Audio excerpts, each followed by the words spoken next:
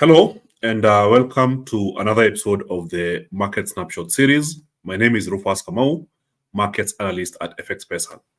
So thank you guys for joining. Want to join, kindly say hi on the live comment section. And these will confirm that everything is working just fine. So as usual, I would like to begin with a disclaimer that this session is not investment advice. It's not a recommendation to trade. It's purely educational, and you should always do your own due diligence. So, as an overview, this is a session that happens every day from Monday to Friday. It's free of charge. We try to cover the top events that are currently expected to be moving the markets for the particular day. Once we do that, we do some technical analysis to understand the prevailing market structures for major currencies, commodities, indices, and once we cover that, hopefully everyone is able to trade from an informed perspective. So it's a very interactive session. So if you have any questions, whether you're on X, whether you're on YouTube, you can always type that into the live comment section, and we respond to the questions towards the end of the presentation. So without me taking much time, I think we can jump right in and start focusing on the top events happening today. Then we cover the top events happening for the week, and we'll know what to put our focus on. So from the comment section, I can see J Squad is already in the house. PAW Vlogs is already in. Thank you for joining. Robert Cavale, good morning. Wangari Patrick, good morning. Gideon Dongo, good morning. Thanks, guys, for joining. So let's get this done. So from the morning highlights, China's Q2 GDP growth below estimates. So this is the top highlight this morning. The Chinese economy expanded 4.7% year over year in Q2 2024, missing market forecast of 5.1% and slowing from a 5.3% growth in Q1. It was the weakest advance since Q1 2023 amid a persistent property downturn, weak domestic demand, falling yuan, and trade frictions with the West. So in June, retail sales rose the least in near 1.5 years, while industrial output growth was at a 3-month low. So that's one of the key highlights this morning. And as we have seen, oil had started on a positive note, then later responded negatively, dropping further. So another highlights that you'll see for the day is one, European stocks are trading lower this morning.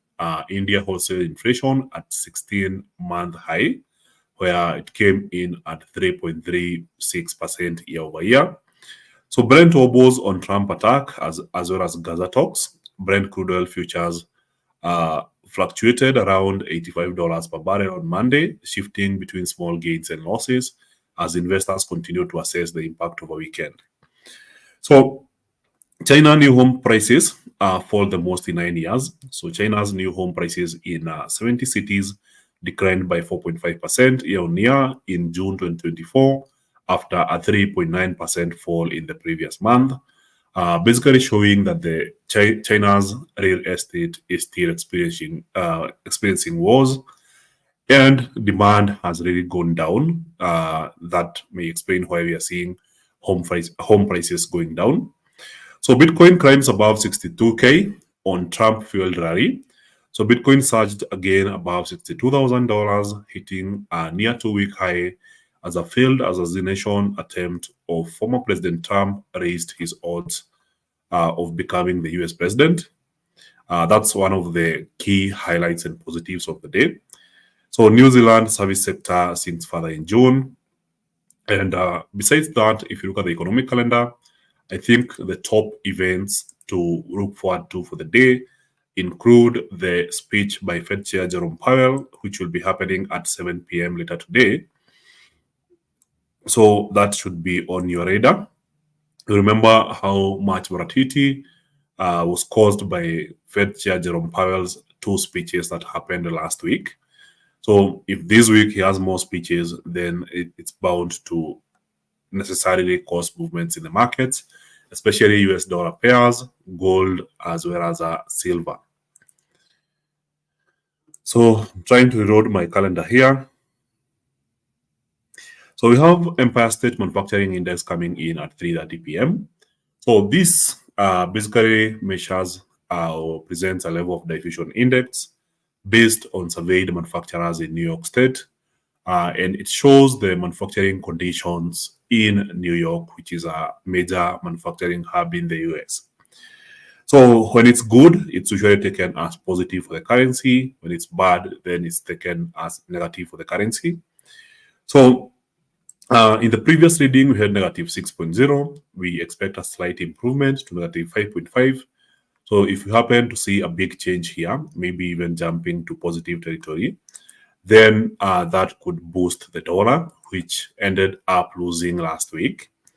So then later on, the speech by Fed Chair Jerome Powell might cause some volatility at 7 p.m. So be on the lookout for this event.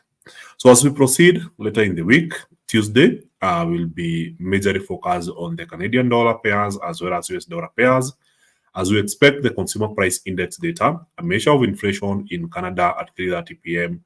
On Tuesday, then retail sales data for the US economy at 3:30 p.m. on Tuesday. So fast forward on Wednesday, we'll be looking at inflation data for New Zealand, where we're expecting that inflation increased by 0.5% in the previous quarter. Sorry, this is dumping. 0.5% in the previous quarter, down from 0.6% in the first quarter. Then we'll get inflation data from the UK, where we expect inflation to move below the Bank of England target of 2% and now to get to 1.9%. So this is expected to add more pressure on the Bank of England to consider cutting rates. So we should be expecting to see a big reaction on GBP pairs, especially if inflation was to drop below 2%. So we'll get also the final core CPI and final CPI for the Eurozone, where we're expecting that the overall or overhead inflation remains steady at 2.5%. And the final core CPI also remained steady at 2.9% for the Eurozone. So later on, we'll get crude oil inventories. These are major data point for Brent oil traders as well as WTI traders. So coming up at Wednesday, 5:30 p.m., the EIA data point will be very important to see whether the US is building a stock of crude oils or whether the stock is reducing. So that's the day we'll start with jobs data from Australia at 4:30 a.m., where we're expecting that the number of new jobs created in the month of June was 20.2K, down from the previous reading of 39.7K. This could cause some good volatility before we also look at the job data from the UK, where we're expecting that number of people claiming for unemployment insurance reduced to 23.4K, down from previous reading of 50.4K. Then the main event of the week, which is a central bank decision by the European Central Bank on Thursday at 3:15 p.m., where we're expecting the ECB to hold interest rates steady at 4.25%, then later on present a press conference at 3:45 p.m. So as you can see, it's an action-packed week. There's national core CPI on Friday for Japan, which is expected to rise to 2.7%. Then UK retail sales at 9 a.m. before we close the week with a major event, which is the Canadian retail sales at 3:30 p.m. on Friday. So as you can see, each day has something to offer. Also, remember that the earnings season is back.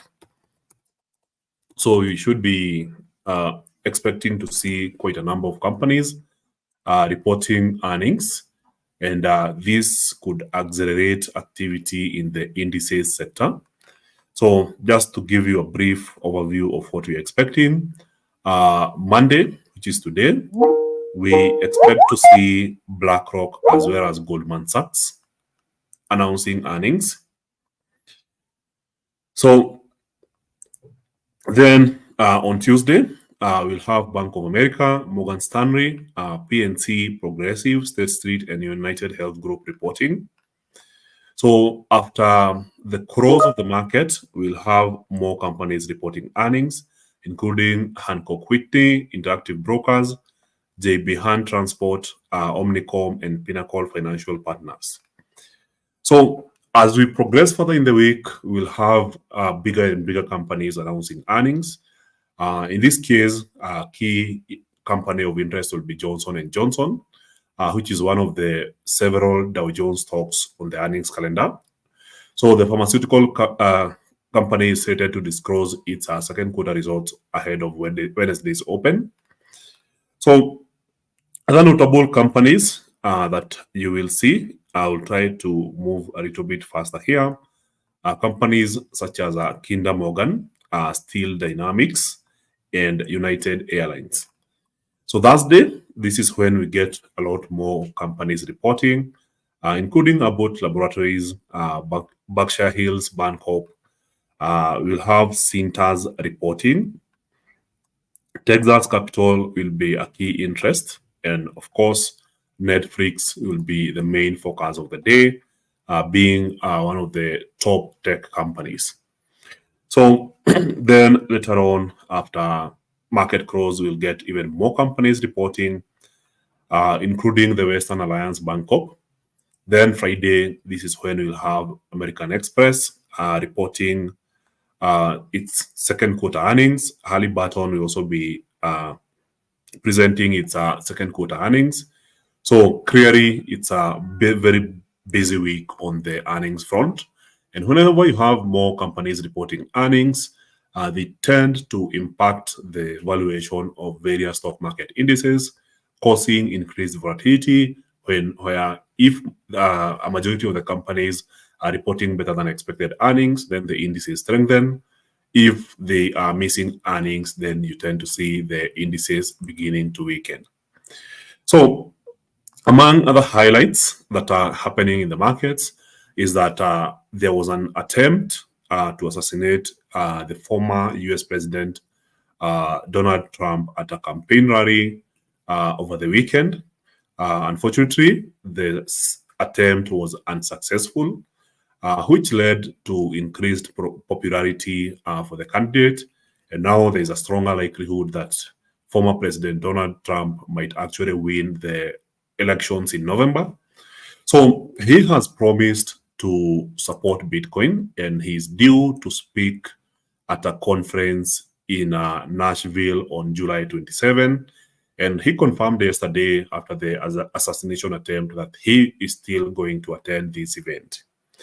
So what this means is that if he's still committed to go to this event, and which is a Bitcoin event, then there's overall confidence that Trump might win as a result of his increased popularity, which would be a major boost for Bitcoin.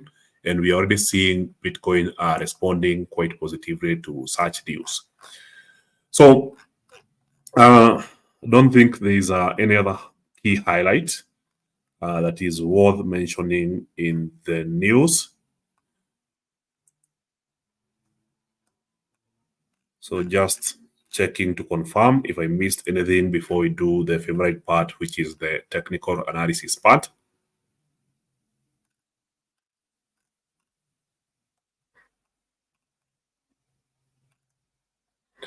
All right, I think we are done on the market updates. So we can go through the technical analysis. And once we go through the technical analysis, hopefully everyone will be able to approach the market from an informed perspective. So the very first chart that you see here is a chart of Bitcoin, which has been more on sales side. So we have seen attempts by Bitcoin to break the upper trend line, which failed, and it later on dropped all the way down, but didn't quite get to the lower trend line, which indicated some form of weakness in the bearish momentum. So rather than follow this particular trend line, now it started forming a new one, which shows that there is some form of weakness in the bearish momentum. and now seems bouncing from this area around $53,000 per Bitcoin, following Germany's sale of all its Mt. Gox Bitcoin, which was equivalent to about $3 billion, which led to this big sell-off. And this was about 2 weeks ago. We have seen the market responding pretty positively, coming back from that dip very fast. And now, as we speak, you can see that Bitcoin is trading at $62,920, and more bullish momentum is expected, especially considering what is currently happening with former US President Trump, who is also a candidate running for the presidency this election this November this year. So more upside potential is expected for the day. The dollar index happened to be very bearish last week, so moved sideways for a while before dropping further downwards on Thursday and on Friday. And today seems more like a continuation as the markets price in a potential rate cut by September meeting. So that led to a big sell-off in the dollar index. And if you look at the other major currency pairs, they have been taking advantage of that momentum. In this case, the bearish case was eliminated. And now we are looking at the Euro USD potentially breaking above a major resistance area, a level that it was unable to break some time back in June. So now the price is moving higher towards that area and could potentially break after covering the weekend gap that we saw here, where the market opened lower than the close of last week, Friday. So now we are closing the gap and the market could potentially break the 1.09145 as it rogues to trade higher, backed by a weaker dollar. So look at USD trading against the Swiss franc, then things seems to be cooking up nicely. This is after we saw the market finding resistance at this area, attempts to make a drop and then pull back and keep pushing further downwards. And now we can see the progression of the market continuing to move downwards. And in this case, the overall expectation is that this particular market structure, which is a channel, continues to play out, and eventually the market finds the momentum to drop towards 0.874, which is along the lower trend line as the cycle continues. And now, backed by a weaker dollar, we could be seeing the market accelerating this move this week. So pound USD seems to have found some newfound energy, and the most recent resistance we have seen is 1.31369. So having broken the prior resistance here, we have seen 3 consecutive days of bullish momentum. Today marks the 4th, and the market is attempting to move even higher, having closed the weekend gap, and seems likely it might continue in that direction for the day. So the dollar trading against the Canadian dollar attempted to make that strong bounce over the weekend. So notice that last week the market dropped and then found support and then started moving higher, and then we had a target all the way up. But then from what we are seeing on the 1-hour chart, after the market broke that particular resistance area, it wasn't able to continue along that direction, and it seems like the market is making a reversal. So in this case, it seems more likely that the dollar is weak and the market might go back to retest the area again. So the idea that the market is headed further downwards to a support area rather than breaking higher is now stronger than the idea of a strong rally towards this area. So this is backed by a weak dollar, which is being experienced across board. So we could be seeing the dollar remain weak and the market keep attempting to retest 1.36 area. So for AUD-USD, the things remain the same. So we have seen the sideways momentum for a while, the breakout, and then the consecutive bull run. So this being the day chart, you can count from this area here to the current day. This is the 9th straight day where the Australian dollar has been gaining against the US dollar. So this bullish momentum is still expected to continue, especially now that we have crossed the weekend gap. So it seems more likely like the Australian dollar will continue gaining against the US dollar with targets around 0.68499. So New Zealand USD, we were expecting that the market would explode higher. It exploded higher but pulled back down again. Tried to do the same thing on Friday, and now today opened with a gap towards the lower side, and now it seems like the market is looking to cross that gap. So if you're not visualizing it clearly, this was the gap.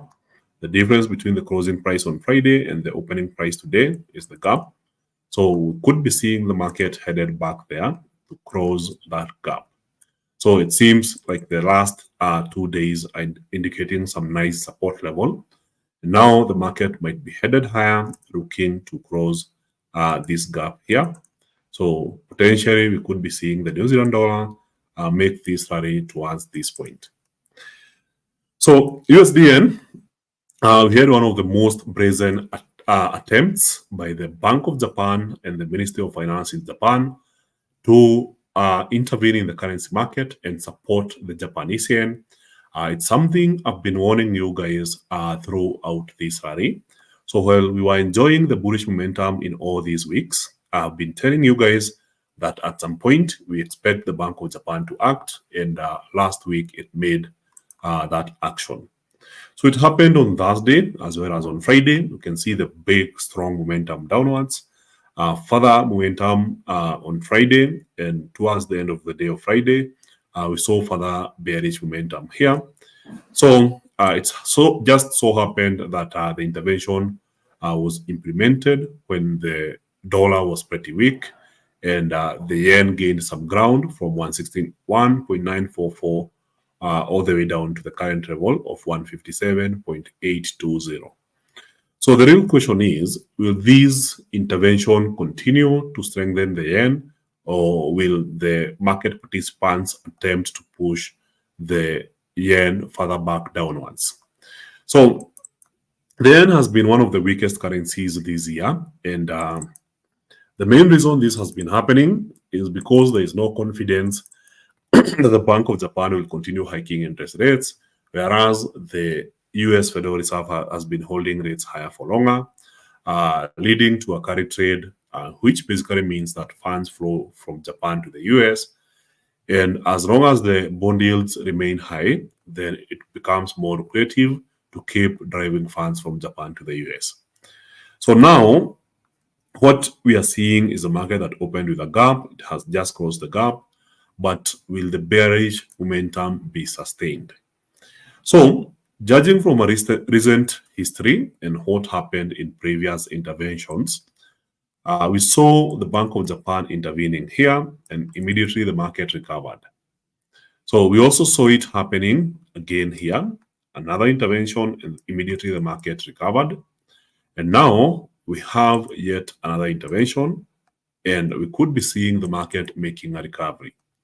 So I'll be looking for signs that buyers are entering this market rather than a continuation of the bearish momentum, perhaps looking to cash in on a bullish trade. So that is the more likely scenario over the course of the week. So we don't have any evidence of buyers coming in. So just be on the lookout. And once you see evidence from these candlesticks indicating strong entry by buyers, then in that case, we might have a nice entry point. So silver managed to make a breakout, form a new high here before pulling back downwards. And now it seems more evident that the market is more of a sideways momentum rather than the bullish momentum we were expecting. So this seems like a horizontal form of support where the market is unable to break. So if you look at this area here, and I'll try to display it as best as I can. So anytime the price is between these two trend lines, it basically finds support and the market happens to be moving higher. Then on the alternative side, from this high to this other highs, there seems to be a line around this area where anytime the market is trading above that, then what we normally experience is the market finding resistance and moving back downwards. So the overall price action for silver for the last couple of days has been following this path, which basically implies that silver has just been moving sideways, and we might have to wait a little bit longer to see evidence of a breakout before we choose a direction for silver. So that could be, let's say, the market breaching that direction, or even the market breaching this direction, which we just have to be patient until we have a clear indication that silver is back to trending ways. So there are periods when the markets will be trending, and there are periods when the market will be consolidating. So for instance, in the sequence of days from when silver traded from here all the way up to here, we call that impulse periods. And for this period when silver is just moving sideways, we tend to call that consolidation periods. So those cycles will happen over and over again. The idea is to avoid their consolidation and be more active in the impulse phases. So as for gold, we happen to see a very strong bullish momentum. So from the daily chart, it's more like we are moving out of this consolidation, and gold is looking to test the upper trend line and potentially break higher. So if you look at the daily chart, this is how it looks like. So if you go to the forward chart, you zoom out, then we know that our support area has been following this path. And if you look at the resistance area, just by connecting the previous two highs, then it seems more likely that gold is following this kind of formation. And in the current cycle, it's gold moving from the lower trend line towards the upper trend line. So there's still more room for upside potential with 2481 on site. And of course, the previous high is most important, which is around 2449. So we should be expecting to see gold make some strong rally this week and potentially test 2449. So it's more likely that gold will be testing this area here before making the next major move. So on the short run, let's say the 1 hour chart or even the 15 minutes chart, the idea is to monitor this triangle here. So between this high and this low, and then I'll try to highlight the triangle here. So it seems more like that. So it's a consolidation phase. Eventually, we know that gold will break. So we just monitor this area here and then wait for the eventual break. So that's the 50 minutes chart. The 1 hour chart looks like that. The 4 hour chart looks like this. The history of the last 3 weeks is a strong gold bullish momentum. So we could be seeing an extension of this momentum and the market retesting 2449. So just be on the lookout. A breakout above this trend line would be a key indicator that the momentum is now picking up. So US 500 extending the bullish momentum after last week's new all-time high. We had a new all-time high on Thursday, then on Friday, and today it's pushing higher. So the Nasdaq had a new all-time high on Thursday, didn't manage to form one on Friday, but now today you can see increased momentum higher. So on the Dow Jones, it was one of the weakest, being unable to form a new all-time high, but then it happened to form one on Friday before pulling back, and today it's pushing yet again to retest Friday's high. So we could be seeing a new all-time high on the Dow Jones today. So it seems like a beautiful day to be testing ideas on the US equity indices. So Brent oil, a little bit confused, especially after weak Chinese data. So if you look at the performance this morning, a big drop followed by some form of recovery, a drop, some form of recovery, which basically implies that Brent oil is trading more of a sideways, having had a big sell-off on Friday last week. So Last week was quite confusing because the market initially was going down, then it made a recovery and then a drop, basically ensuring that the market went down for the week. So now this week, investors are trying to weigh in on whether Brent oil prices will be making a recovery. So we have a key level to observe. So this area here seems like a key support area. And if you observe clearly, you'd notice that oil is almost forming what looks like a head and shoulder formation. So if you look at the shoulders here and here, and then the head all the way at the top, then you know what has been happening here. Market going up, going up here, then further back downwards towards the neckline. Then a strong rally all the way up to 87.62, then a drop to the neckline, then back up, and the pattern is about to be completed. So if the pattern is completed, it might be more compelling to be looking for short selling trades rather than looking for bullish trades. So that's why it's very important that the pattern is not completed for the buyers in the market. But then if it's completed, then it could be seeing some further downside.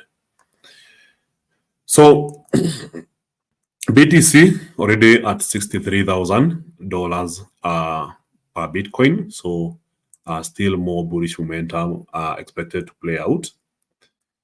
So as we approach the end, European equity indices are having made a very strong rally last week, opened with a gap downwards. So we could be seeing the indices attempt to close the gap. So you can see the initial hours of trading this morning were quite bearish, but now we are seeing them recover. This is the Euro stocks. The FTSE 100 has made an important bounce here, and it's making a very strong rally. So you can see this is what I've been talking about, evidence of buyers coming into a market. It doesn't get better than this. In this case, we are seeing a very strong recovery in the UK 100 or the FTSE 100. And this is an indication that the market is now ready to make that rally after breaking the upper trend line and now might be headed towards the previous high. So this might just be the genesis for the market making a strong run and eventually getting back to 84.76. So I would seriously consider looking into this one, doing further research before making a decision. And of course, the German DAX made the breakout last week, is accelerating the momentum. And as usual, whenever you have such a breakout, you target the basis of the pattern. And the top of the pattern here is 18,920. So that's it for the day. Tesla has continued to make the bullish momentum. So if you go to the daily chart, you'd notice that this is something we discussed, that after market broke this area here, there was a strong rally, big sell-off on Friday. On Thursday. Friday made some recovery. And today, we have news that Elon Musk, the CEO of Tesla and former CEO of Twitter or X, announced publicly that he is in full support of US President Trump. And that is causing more confidence in his stock. So we could be seeing some more volatility in Tesla at market open today. So make sure that you check that out. So that's it for the day. Let's check out the questions. So one question here from J Squad. See, you have quite a number of questions today. So anticipation that the Republicans' return on the White House would usher in tax cuts, higher tariffs, and looser regulations. How would these affect the dollar value? Of course, it would be further downwards. So if you are basically cutting taxes, then you are allowing people to have more money in their pockets. So excess supply of money is usually negative for the value of the currency. So looser trade regulations means more higher business activity, so much weaker dollar. You've seen the impact of a strong dollar on the global south hasn't been very fine for us, especially for countries like Nigeria, where the currency have been rising more. So hello, Aridi, Josiah, Thomas. A good one. When the gap between the two US 2-year and 10-year debt widens, what would that imply? It's called an inverted yield curve, where you notice that investors are more willing to lend the government at for a shorter duration of time compared to a longer duration of time because they don't have confidence in the economy's ability to pay that debt over the long term compared to the short term. And that is often used as an indicator of oncoming recession. So the inverted yield curve has been an accurate predictor of recession for years and years, but this time we have had an inverted yield curve, and somehow the recession is nowhere to be found. So it's something to do with the U.S. fiscal policy. So we should be looking at that in oncoming weeks.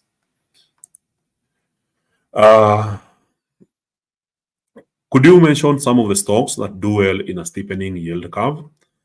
Tech stocks have always done well, even on a steepening yield curve, because they have had a much bigger multiplier effect. We know that the US economy has had that multiplier effect as a result of having a strong tech growth, where a company, let's say, doing software without big capital expenditure is able to maximize returns. We have seen the growth of Microsoft, Apple, Amazon, and so on. So they tend to do well, and this is not a recommendation.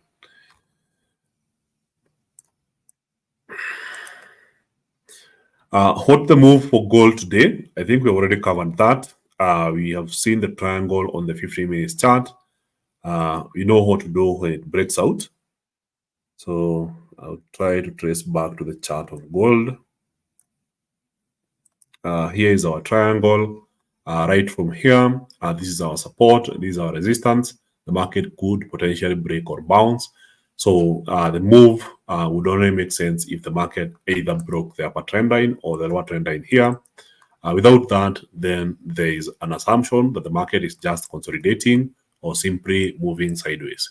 You don't want to be participating in a market that is moving sideways.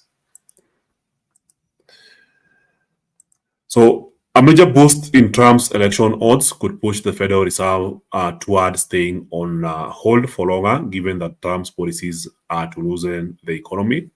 So this is a question that was asked last week when Jerome Powell was presenting to both the Senate Banking Committee and the House of Representatives Banking Committee.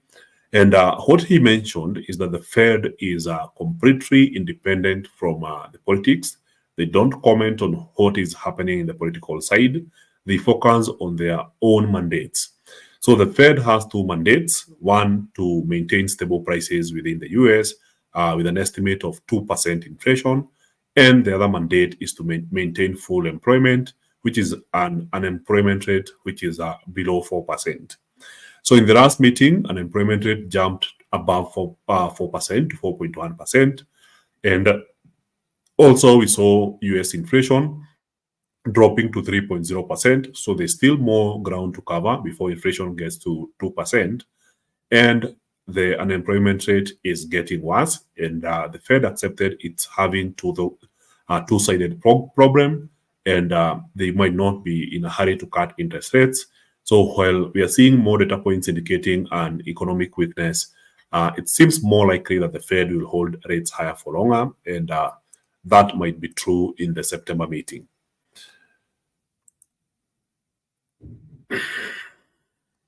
So a political question, do you see the Fed chair survive as chair?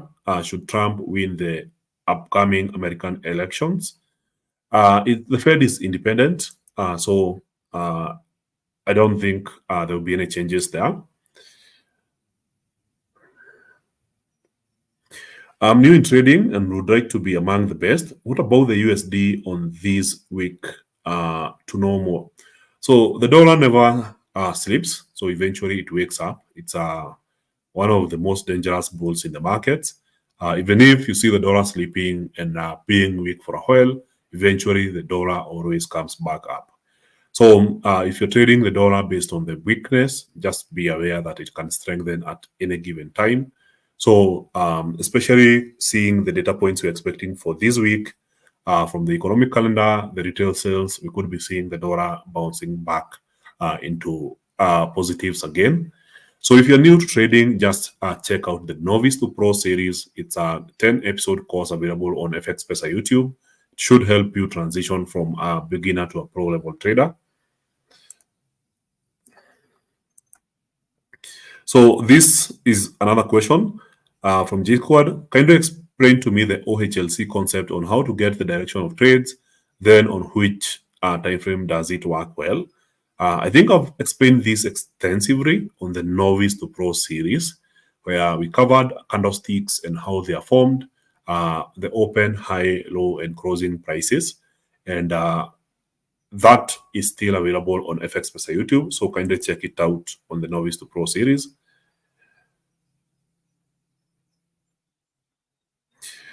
So data being released by the Fed, including his testimonies, are pointing to a highly possible rate cut in September. Can we expect USD to consistently weaken against other currencies, or lots of speculation? I would expect the dollar to weaken when we have the facts, but we don't have the facts yet. So at this moment, it's just speculation. So let's just wait and see what happens.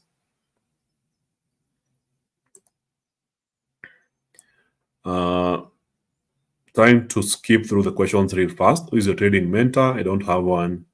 What does tight spread mean? Tight spread means that the difference between the bid and asking prices is relatively small compared to other participants in the market or other brokers. What do you expect on the DE40 UT100 index? As I already mentioned, both indices are showing strong strength. So we had breakouts on both, so we could be seeing further upside. So it's more likely that after the UK 100 formed these kind of candlesticks on the 1 hour, then we expect some further bullish extension of the bullish momentum. Same thing for the German 30 index. So